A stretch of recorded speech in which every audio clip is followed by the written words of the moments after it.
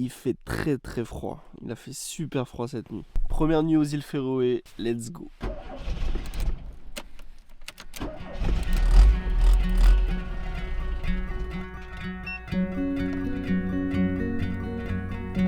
Salut à toi et bienvenue dans cette nouvelle vidéo. Dans la précédente, je t'emmenais avec moi et Albert, mon van, à la découverte des îles Féroé, un petit archipel de 18 îles entre l'Islande, la Norvège et l'Angleterre.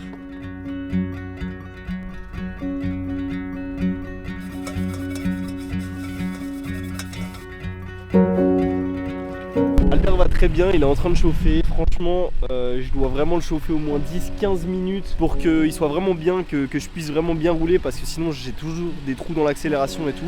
Faut vraiment que j'y prenne soin et je ressens vraiment qu'il fait froid et que c'est très humide. Enfin, je ressens vraiment qu'au niveau du moteur, faut vraiment bien que je le chauffe. Là, je suis toujours sur l'île principale, l'île de Streymoy, donc la plus grosse île. J'ai pas vraiment roulé hier comme je te l'ai dit. Là, mon objectif de la journée, ça va être d'aller tout à l'ouest, l'île de Vagar, comme le dragon dans Game of Thrones, et de me poser, de rester plusieurs jours sur cette île. Il y a vraiment beaucoup de choses à explorer. Il y a notamment un des plus beaux lacs d'Europe, enfin il y a des cascades incroyables. Donc l'expédition, c'est direction l'île de Vagar.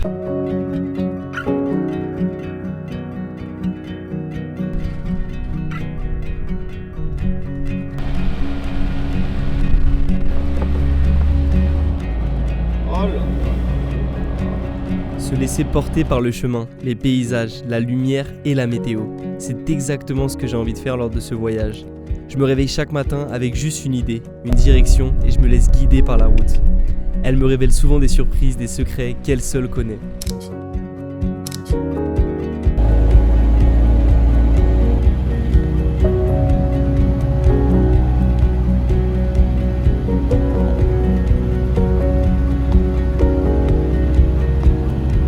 Je suis en train de m'enfoncer tout droit vers le brouillard. J'étais tout en bas. J'étais en train de prendre ces routes là pour aller direction l'île du coup de Vagar. J'ai vu cette petite piste qui faisait toute cette falaise.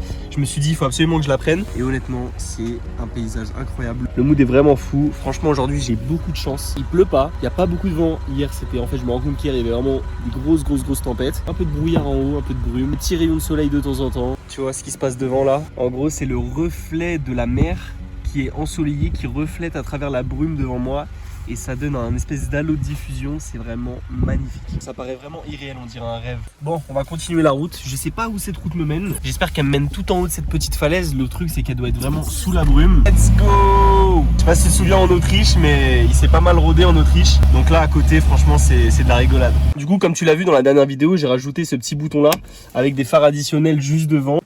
Regarde-moi ça, comment il est stylé. Bon là je crois que j'ai un phare en moins, il faudrait que je le remplace. On va ouvrir ça. Waouh, ça chauffe grave, je sens vraiment les ampoules chauffer. On va voir ce que ça donne en situation de brouillard. Les gars, j'ai trouvé un autre chemin sur cette falaise et waouh, j'ai vraiment bien fait de venir parce que là c'est face.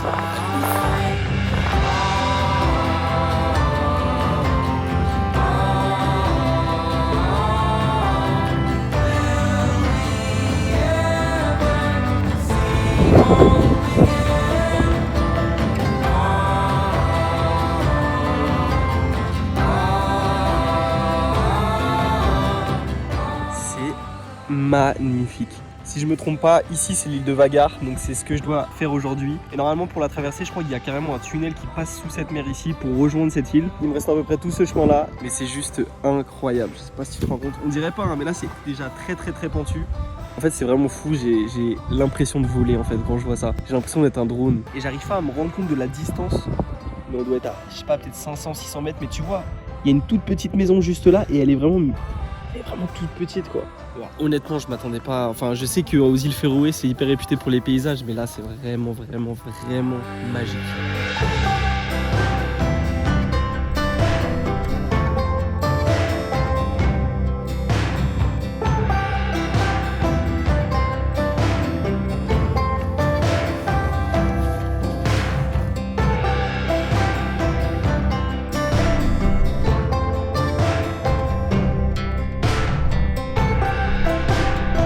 Franchement, les chaussures Asgard, le McKinley, qu'est-ce qu'elles accrochent bien. Genre, vraiment, ça fait du bien d'avoir du bon matériel. Vous savez, je suis un peu spécialiste du mec qui vient à chaque fois avec rien du tout. En Islande, j'étais pas du tout équipé. Au Népal, pour faire les vrais, j'ai acheté des paires la veille. C'était des fake North Face. Elles ont tenu un mois. Même en Slovénie, quand j'avais monté le pod Scudo, pas du tout équipé, j'avais fait ça en Nike avec un sac à dos en ficelle. Enfin, vous savez que niveau matériel, moi, si tu j'apprends au fur et à mesure. Et là, ça fait plaisir d'être suivi par un équipementier, de spécialistes, de randonnée, voilà, on sent que c'est du bon matériel. Bon, je pense pas continuer parce qu'en gros, le chemin fait toute la falaise comme ça jusqu'au bout. Alors, c'est vraiment hyper grand. Et en plus, là, ça commence vraiment à bien se recouvrir niveau brouillard. Et j'ai pas trop envie de me retrouver dans un nuage pendant que je suis en haut. Avec la brume, il n'y aura pas un super beau point de vue. Et en vrai, je vois les nuages qui se rapprochent doucement, qui viennent vers moi comme ça. C'est ouf comment les nuages bougent super vite. Je sais pas si tu le vois. Et les nuages bougent vraiment hyper vite. Et là, c'est vraiment en train de se rapprocher de ouf. Genre, je pense que c'est vraiment qu'une question de minutes.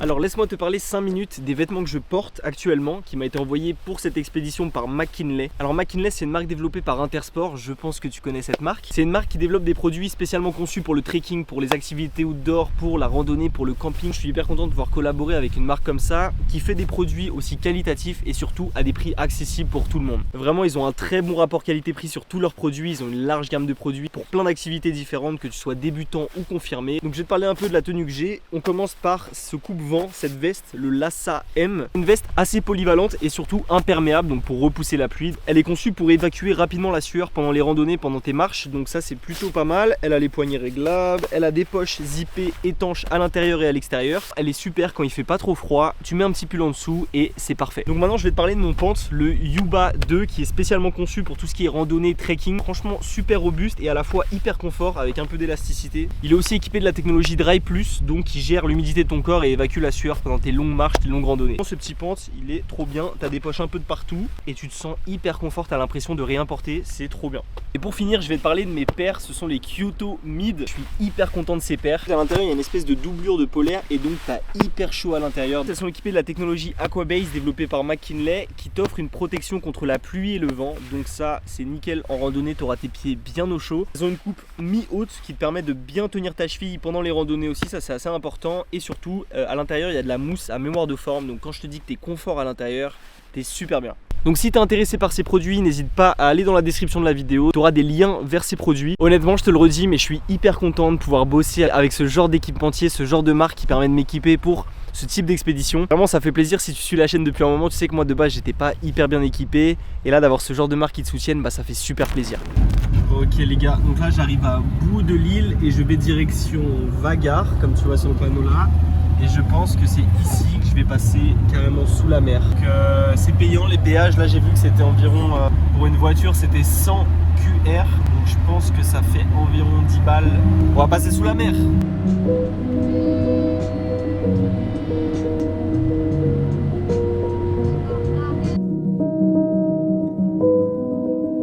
En fait je crois que j'ai pas payé pour prendre le tunnel, il n'y avait pas de barrage. Moi je m'attendais à quelqu'un qui avec un ticket, enfin un péage. Mais en fait il y a des panneaux et je crois qu'il faut payer sur internet. Et je crois, on me l'avait dit en fait, ça me dit quelque chose. Donc je crois qu'il faut payer par internet et qu'il y a des caméras qui détectent si tu as payé ou pas. Et du coup bah j'ai pas payé. Soit je me prends une amende, soit j'ai de la chance. On va pas faire demi-tour. Trop stylé, je suis à peu près dans la seule ville de l'île de Vagar. Et regardez, je tombe sur quoi totalement par hasard. Est-ce que ça marche au moins? Wow. Oh, trop cool. Je vais pouvoir remplir mes réserves d'eau. Je les ai pas beaucoup usées, mais dès que tu vois de l'eau en van, tu les remplis direct. Ok, je suis vraiment trop nul. Ça remplit super vite.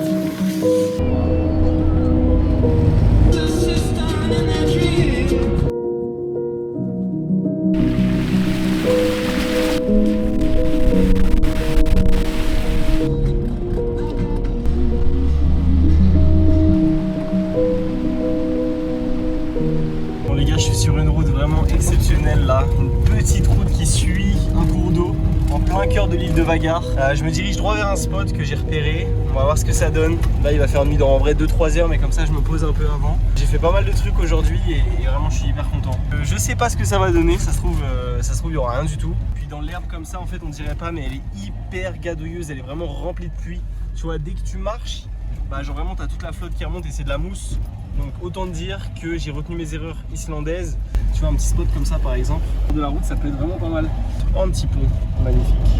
Putain Putain, je suis vraiment tout rouge. Je sais pas pourquoi, c'est peut-être à cause du froid en tout cas. C'est pas des coups de soleil. Je pense avoir trouvé le spot de ce soir. Ces dernières heures, ça s'est vraiment hyper recouvert. Tu vois autour de moi, c'est vraiment hyper brumeux. Le petit cours d'eau juste là pour pouvoir me recharger en eau, même si je l'ai fait aujourd'hui. Première règle dans Albert, ne jamais monter avec ses chaussures.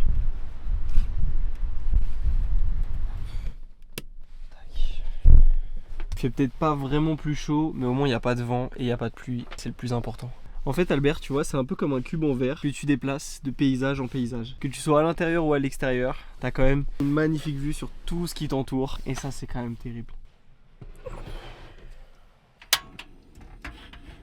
En vrai, tu vois, ce que je trouve intéressant dans ce voyage, c'est que, je l'ai toujours dit, Albert de base il a été construit pour vraiment voyager dans les pays chauds. Tout l'aménagement a été pensé par Clément par rapport aux grandes vitres. Voilà, comment donner au mieux sur l'extérieur, comment s'adapter à tout ça. Mais voilà, il n'y a pas de douche, il n'y a pas de toilette, il n'y a pas vraiment de système d'eau à part des jerrycans qui sont stockés. C'est fait pour se doucher à l'extérieur, c'est fait pour se laver les dents à l'extérieur, faire à manger à l'extérieur, etc. Et j'ai toujours dit que ça allait être très compliqué pour Albert de voyager dans les pays nordiques, surtout quand il fait vraiment très froid. Moi, je pense à tous les pays du Nord, le Danemark, la Suède, la Norvège, etc. En plein hiver, dès cette période-là, je pense que c'est très compliqué. Donc c'est pour ça aussi que les îles Féroé, je les vois un peu comme un défi. Là, il n'y a pas de chauffage, je te l'ai déjà dit. L'isolation, même si je pense l'avoir bien faite, il y a quand même des énormes surfaces vitrées, donc il fait froid ou chaud quoi qu'il arrive. Donc c'est aussi un peu le défi de cette aventure, voilà. Et comment m'adapter, comment l'aménagement je peux l'arranger pour être au maximum à l'intérieur. Et comme tu le vois en fait, grâce à cette grande table bureau, au final je peux quand même être hyper à l'aise. Le seul point noir on va dire, c'est que pour avoir accès à pas mal de rangements au niveau d'ici, il faut que j'aille à l'extérieur. Donc quand c'est la tempête, quand il pleut, c'est pas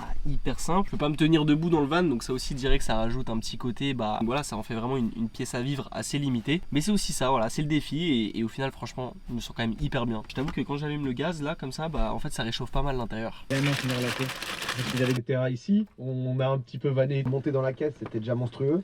Mais regarde-moi ce petit setup impeccable pour pouvoir monter les prochaines vidéos. Petite bougie, les guirlandes derrière et je suis en train de travailler sur la vidéo que j'aimerais sortir cette semaine du coup pendant que je suis sur les îles Féroé. Niveau connexion internet ça va peut-être être un peu compliqué, il faudrait que je trouve un bar avec du bon wifi.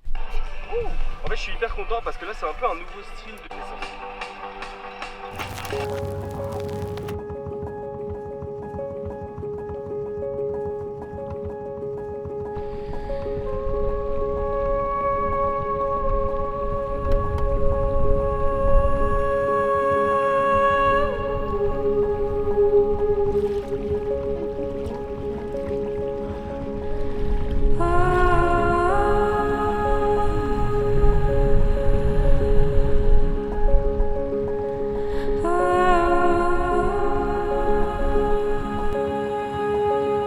Les gars, rencontre vraiment improbable, là ça vient juste de se passer ce matin. Alors, en gros j'étais là, je faisais mes petits trucs etc. Et il y a un 4x4 qui est arrivé, en fait c'était un berger. Donc j'ai rencontré un berger d'ici. Au début qui me pose des questions et tout. Donc tu sais au début t'as toujours un peu cet a priori où tu te dis bon, soit est-ce qu'il vient juste pour me demander si ça va, si il veut discuter, ou alors est-ce qu'il veut me demander de bouger parce que je suis peut-être sur ses terres etc. Toujours cette petite appréhension et là c'est super bien passé, le mec trop sympa. Il me demande qu'est-ce que je fais ici, quel genre de touriste fait ça tu vois. Donc je lui ai dit non, je suis là pour prendre des photos, prendre des vidéos etc. Donc vraiment trop sympa. Le monsieur en fait je sais même pas comment il s'appelle, je lui ai pas demandé son nom. Et il m'a dit que demain à partir de 7h il allait aller dans ces montagnes là chercher ses moutons pour venir avec lui et de prendre des photos, de filmer ça. Donc franchement je suis trop content. Ici ils sont vraiment hyper sympas, hyper accueillants, il y a toujours un sourire, un bonjour. J'ai eu quand même assez peu d'interactions sociales depuis que mais j'en ai eu quelques-unes. Donc demain on se réveille tôt.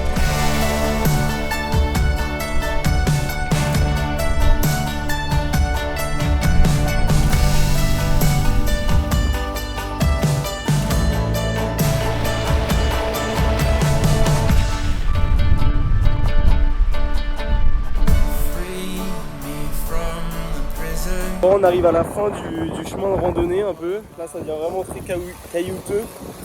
Est-ce que le one wheel passe? Franchement il se démerde bien. Ça me paraît très compliqué en one wheel. Peut-être après là-bas. C'est vraiment magique, Albert est tout là-bas. Je vais faire vraiment plusieurs kilomètres en one wheel là, je me suis vraiment trop éclaté. Je crois que là j'ai énormément de chance, il fait super beau. Alors je sais pas combien de temps ça va durer, hein. Ça dure que 1 heure, voire 10 minutes. Mais wow, dès que tu vois le soleil, à chaque fois je te le dis, hein, c'était le cas en Autriche, ça motive tellement.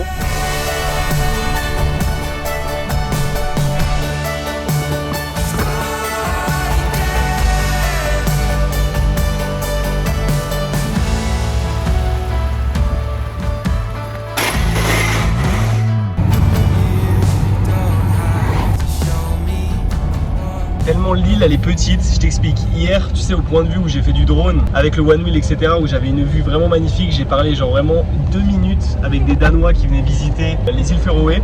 Je leur ai parlé vraiment 2 minutes. Là, je me balade, je suis sur une autre île. Là, carrément, je les recroise sur la route, on s'est dit bonjour, mais c'est ouf quoi. Genre vraiment, on est vraiment pas beaucoup, c'est ouf. Il y a près de 50 000 habitants répartis sur les 18 îles, donc ce qui fait vraiment très peu. Au niveau de la capitale, donc Tórshavn, il y a à peu près 12 000 habitants. Et les îles Féroé comptent entre 5 000 et 10 000 touristes par an, ce qui est vraiment très peu au final. Non mais regarde-moi ça, comment c'est magnifique.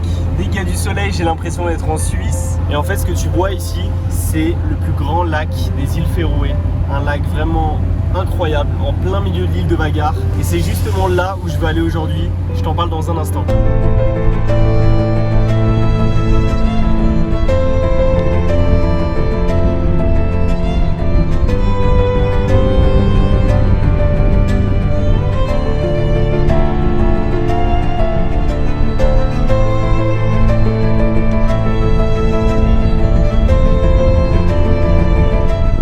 À ce moment-là, je savais pas trop ce qui m'attendait. Je savais juste que j'avais 2-3 heures de trek dans un magnifique panorama. J'avançais juste tout droit vers ma direction, concentré. Mais alors je peux te le dire, j'étais loin, mais alors très loin, mais alors très loin d'imaginer ce qui m'attendait au bout.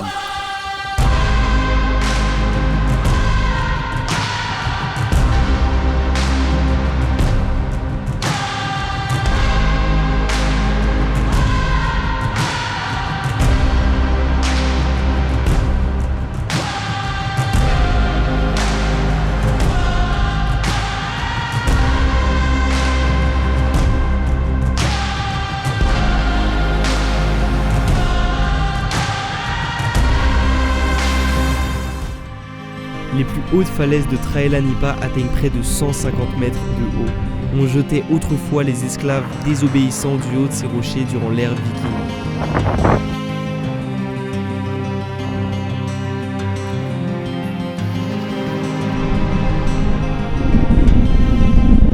Les gars, c'est incroyable. C'est une des plus belles choses que j'ai vues vraiment de toute ma vie et de très loin.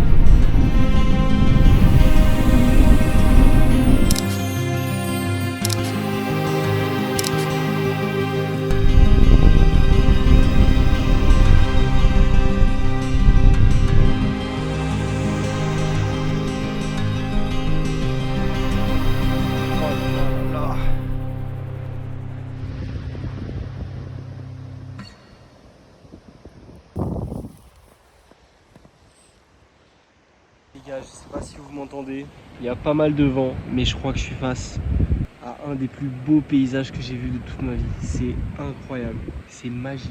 J'ai jamais vu une falaise aussi belle, aussi grande de toute ma vie. Ça, je suis sous le charme. Et surtout qu'on ait accès à aussi près de la falaise, que c'est encore hyper sauvage, que tu aies le droit de t'approcher, que tu aies le droit de te balader, que tu n'es pas non plus enfermé, qu'il n'y ait pas non plus 20 000 touristes. Je trouve ça... C'est trop important de préserver ce genre de lieu.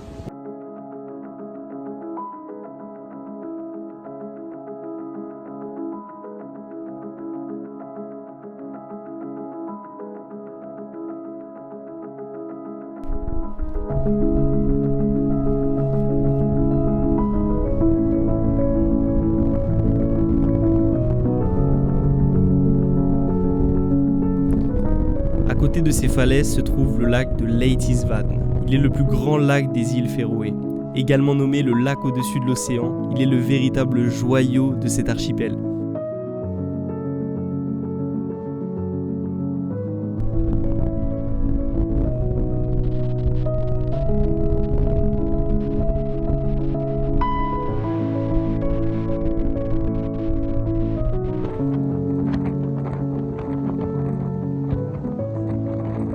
Au bout de ce lac se trouve la magnifique cascade de Bosdalafossur, une cascade de 30 mètres de haut d'eau douce qui se jette directement dans l'océan Atlantique.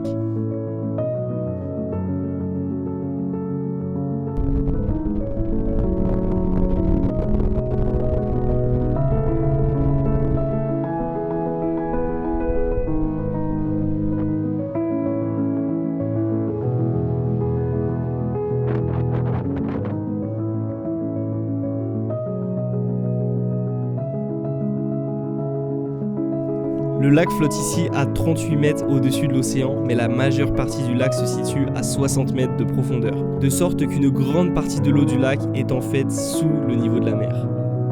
De nombreux contes et légendes entourent ce lac, certaines d'amour, d'autres de guerre et de divinités anciennes.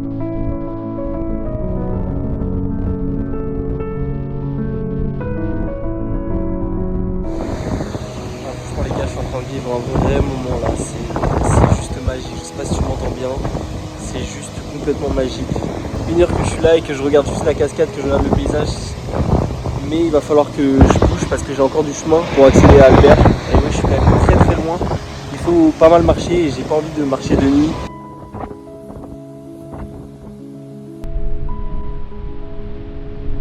Tu vois, il y a Albert et j'ai oublié d'éteindre ses feux. Putain, ça fait 4h, 5h qu'il est comme ça avec les feux allumés. Je sais pas si tu le vois. Donc j'espère vraiment que j'ai pas la batterie à plat parce que j'ai la flemme de devoir chercher une batterie. Putain, allez Albert, dis-moi que tu t'allumes, s'il te plaît. S'il te plaît.